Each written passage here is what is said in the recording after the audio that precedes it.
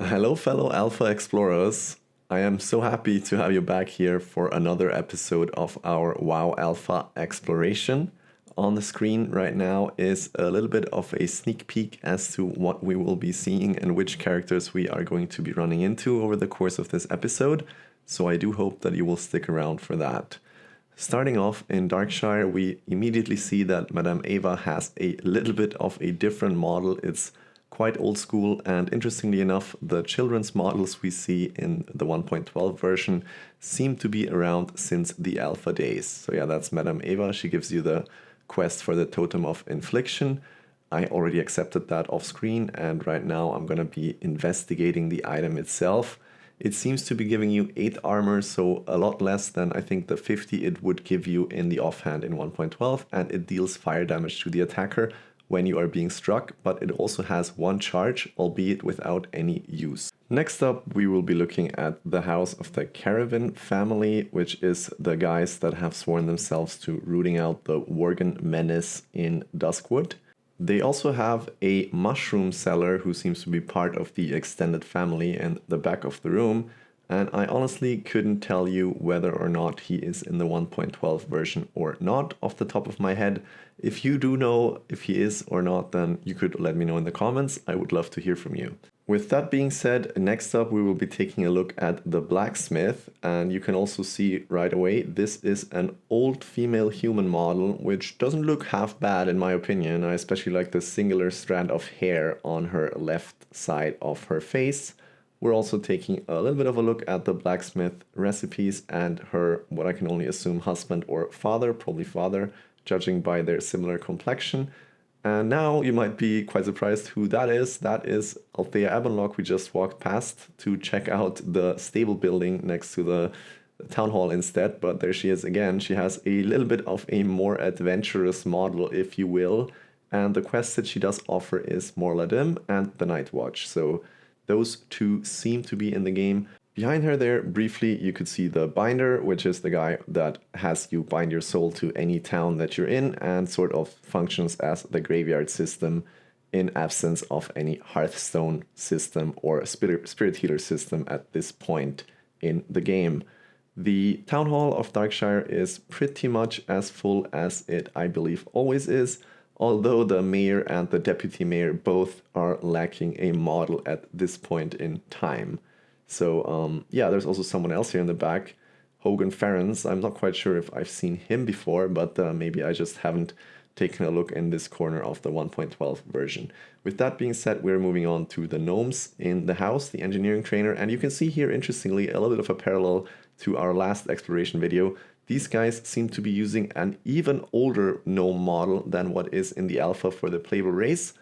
And also there is a little bit of a reference to Walt Whitman, Leaves of Grass, if you're familiar with him. Maybe if we have some North American viewers, then you might know who that is. Tori is already in the game. He is looking to build a telescope and wants you to get it from the Ogre Mound in the west of Duskwood. However, he doesn't have a model. Back to the gnomes and the point that I was making. The leper gnomes share the same model as these engineering trainers in the house, but the player model in the game is different at this point. So that's quite interesting, and we remember that Blizzard wasn't very happy with the state of gnomes in the alpha, and they were slated to be eventually cut even, but they did make it in the game, so that's quite fortunate. Beggar's Haunt is already here, as you can see. However, the somewhat secret area behind with the 2 dark portal figures around the pond is not accessible yet, so that's quite interesting. That must have been added at a later point. However, it doesn't serve a purpose in the 1.12 version. Stelvan Mistmantle is here, though he looks a little bit different.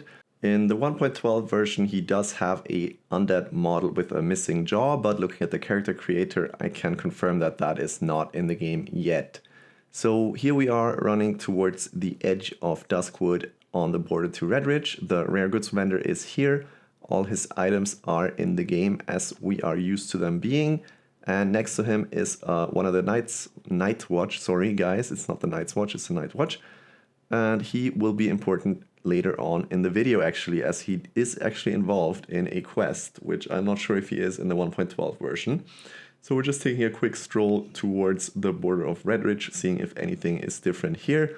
But on first glance, there's nothing too special. So let's fast forward to the Brightwood Grove, I think, will be next, which is the working camp just outside of Darkshire, sort of around the inner mountain range. And you can see here there are a bunch of mobs here actually around those tents, but I do believe that is the case in 1.12 also, so there is not much to be said about this, but I thought I would include it anyways because it shows that the working model has been around since the alpha, and obviously with Cataclysm it desperately needed a remodel.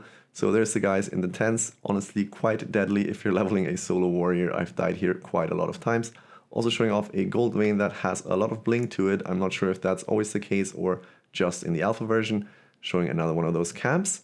And what will happen next might surprise you. As we go down that hill onto a field, you will shortly see something in the distance. Yes, indeed, those are ghosts that are untargetable. I'm just showing it again a little bit slower because it was just a brief glimpse that we caught of them. And indeed, that does seem to happen quite a lot in this zone. So it just serves to give this whole zone a little bit of an eerie feel to it. There are a lot of places where these guys will pop in and out of sight. I'm just desperately trying to see if I can detect them. And now I'm even trying to add an invisibility detection spell by way of console commands. So if you're interested how this whole server works behind the scenes a little bit, I decided to include this scene. You can press .help and then you will see all the available console commands. Some of them are indeed looking for spells by way of name, getting the ID and then adding them to your spellbook. So you are free to learn any spell as any class. However, as I had already been suspecting when I was adding that spell, I couldn't actually cast it because I am a warrior and I lack the mana. So I actually, to be as thorough as possible, I logged on a priest. I gave myself level 100. I teleported here and ran right over to the field.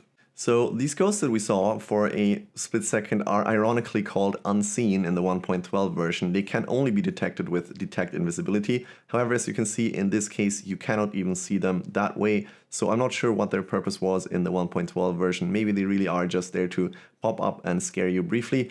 If you do level hardcore, at least on Turtle WoW and perhaps even on 1.12, I'm not too sure about that. You should be careful not to AoE in Duskwood because you can aggro them by AoEing in their vicinity and you won't know where they are, so they will probably get you and murder you. So you can even see him pop up here again as I go through that rotten homestead. And next up we're going to be seeing the guy that usually gives you the spider quest, Watcher Dodds. However, he sends you to Watcher Callahan. That is the guy we saw on the border to Redridge with the Goblin Vendor. Next up we're checking out the Jorgen Farmstead, and interestingly enough, there are quite different Defias models here that you might not be familiar with, especially the Wizard is quite curious indeed, and his spellcasting animation seems to be a little bit stiff. So there's a bunch of different variations of Defias Nightblade and Defias Nightrunner. And quite honestly, considering that I am level 100, they seem to be hitting me quite well. Also, I decided to include this scene here where you can see me opening a chest even though I am in combat.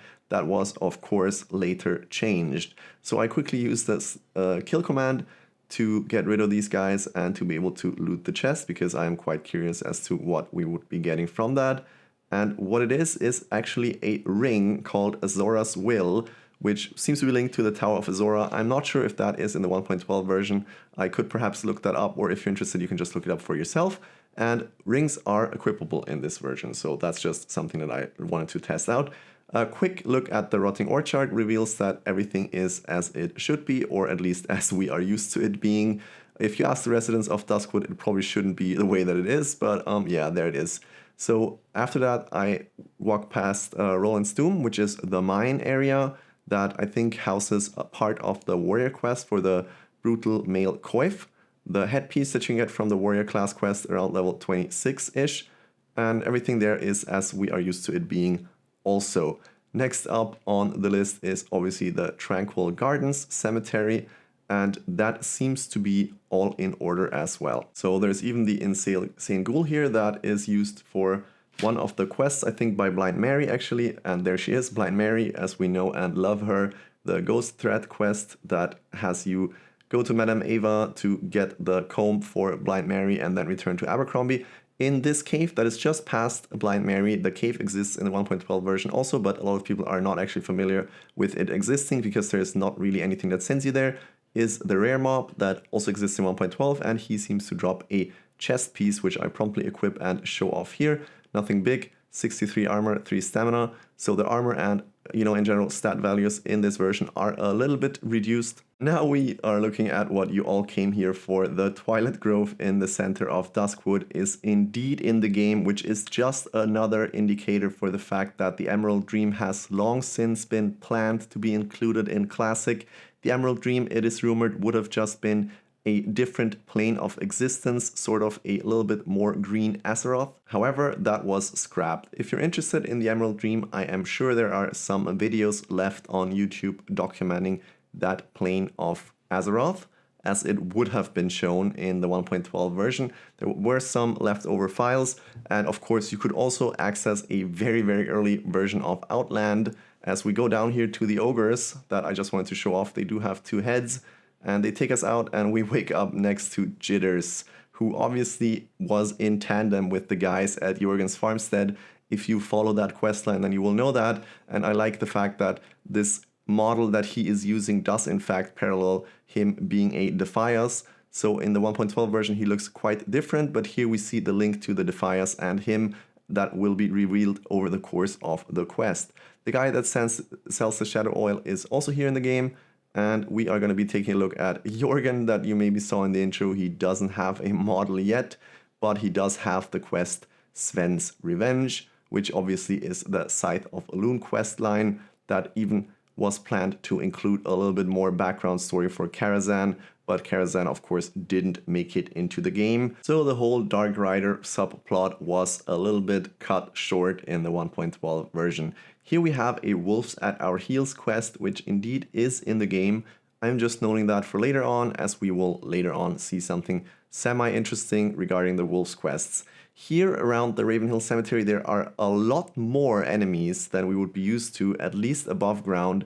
Maybe they were supposed to be down below in the crypt, but they had just placed them upstairs briefly. As we take a look at Morband Fell's house, who is not in the game, the second necromancer at work here at Ravenhill's Cemetery. The first one obviously being Abercrombie, who is trying to bring his wife back to life and 6 stitches on the town. The pit, which houses most of the plague spreaders in the 1.12 version, is actually a crypt here, as you saw briefly. Here is Abercrombie. He doesn't have a model. Whatever that is, maybe a reminder that Eliza would spawn here. Her gravestone is in the game, and so is Lupus, the second rare of our run. He drops a staff. However, even though I did learn the staff skill through the skill menu that I showed earlier when I was doing the invisibility potion shenanigans, I couldn't equip the staff no matter what, so sadly I can't show off the model. Lastly, we're taking a look at Watcher Callahan again, because interestingly enough we got a quest to talk to him by Watcher Dobbs, which involves killing some wolves apparently, and this variation of the quest has you kill the rabid wolves, which is the lower level variation I believe. However, that one was scrapped in favor of killing the spiders around, so it was changed from being a 4-legged menace to an 8-legged menace. That would be it from me for today. I hope you had a blast and I'll see you tomorrow. Have a good day.